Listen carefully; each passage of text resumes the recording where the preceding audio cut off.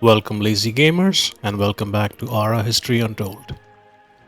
I've been having a lot of fun with this game and wanted to share some tips and tricks you might find useful in the first 50 odd turns.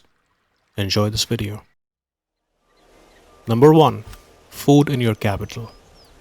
Unlike Civ 6, you don't have a choice of where to settle. Your first city location is set, and that's how you start.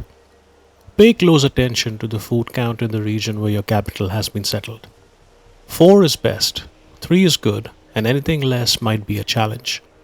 Now, what is this challenge? This game is all about growing as fast as you can in the early turns, so you can claim more regions and add a mix of improvements everywhere.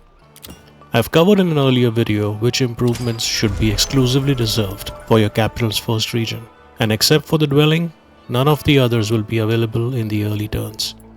In a pinch, a farm or workshop in this region might be situationally reasonable, but unless you have a 6-zone region, I recommend avoiding that. So what do you do if your starting city starts on 2 food or maybe 1 food? You can always reroll. That would be okay, wouldn't hold it against you, but there is a way to grind out success with a poor food start. The trick is to get out a feast as soon as possible. Go to your Great Hearth turn 1. Set the Great Hearth production to 1 feast and dump all your gold in all the multipliers. That should ensure you get the feast out in 5 turns. Get a military going or a scout or a dwelling while these 5 turns elapse.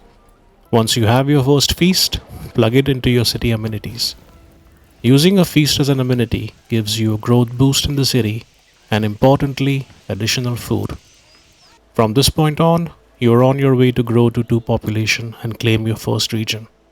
If your cap is food starved, definitely opt for more food than any other resource when you claim the region. Number 2. The starting production queue. There are 3 viable openings from turn 1. I've tried most of these in some combination or the other with varying levels of success, largely dependent on how close my nearest neighbor is, if there are tribes nearby giving out quests, or just straight up RNG. First turn 1 option is to open with a scout. Know that queuing up a scout consumes food, so you fall back a bit if you are planning on an early settler. You start the game with a scout, and an early second scout means you can quickly mop up the different caches spread all over the map. Maybe even hunt a few animals. Interestingly, a hunt that takes 2 or more turns will reward you with a feast at the end. But be careful doing this with scouts, and definitely heal often during the hunt. Learn from my mistakes. I've lost way too many spearmen battalion no less to friggin' tigers. If starting with a scout, also consider gold buying the scout turn 2. With 2 scouts, it's all about trying to find caches early and profit. Second option is open with a plan to get a settler ASAP. You start with 100 food. You need 125 food to queue up a settler. Queue up a spearman or a dwelling until you collect the food you need to queue up the settler. Then you might still want to wait some turns, hard building the settler until you have enough gold to buy it outright. The only thing I would not queue before the settler is a scout, since the scout consumes food. There is strong value in getting a second city out ASAP. I've noticed that settling the second city triggers a bunch of events, which are a huge benefit the earlier you get them. Choose an appropriate 3 or 4 food location for the new city. Spacing cities feels like an art in itself, but just make sure that the new city is not too close to your capital. Third is to queue up 3 spearmen and get them out as soon as you can. The best way to achieve this is to buy the first spearman turn 2, then 4, then 6. Turn 7 you will have a battalion ready to deploy. If your gold allows it, you can do each of these buys earlier. But so far in what I see, it's better value to rush build with gold when you have some production invested. It does feel like it costs a lot of gold, rush buying stuff with no investment. Once the battalion is deployed, it's best to use it to clear the land of predators and do some light exploration. If you do manage to find a neighbor early, it might be viable stacking up another battalion or wedge, maybe 2, and go to war. Number 3. Prioritize industry. Usually the third region I own is where I'll be prioritizing industry, so claim good land accordingly. The second one is usually for food, so the third one is usually the one I keep open for industry.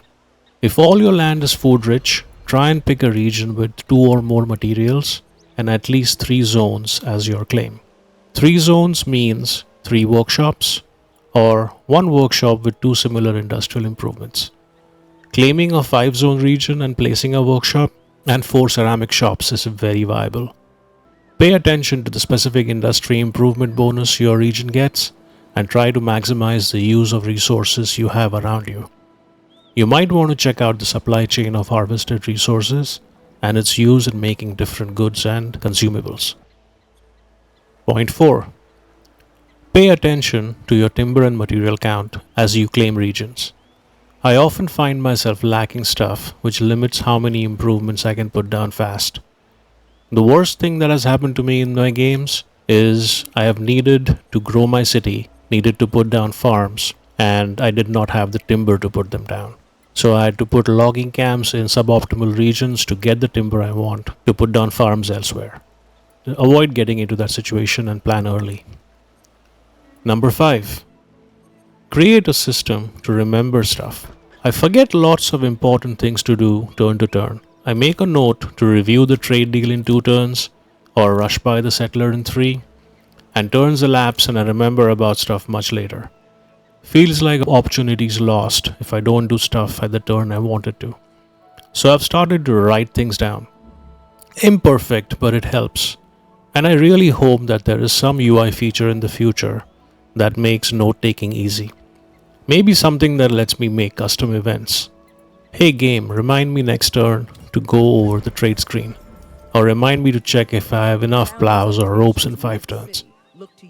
If you found the tips in this guide helpful, please leave me a like or a comment.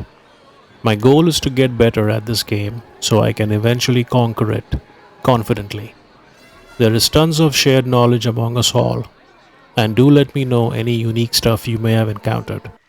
At some point, I will make a new series, but also a guide around using the UI efficiently and maybe suggest some useful tweaks. Thank you for watching and definitely stay tuned for the next one.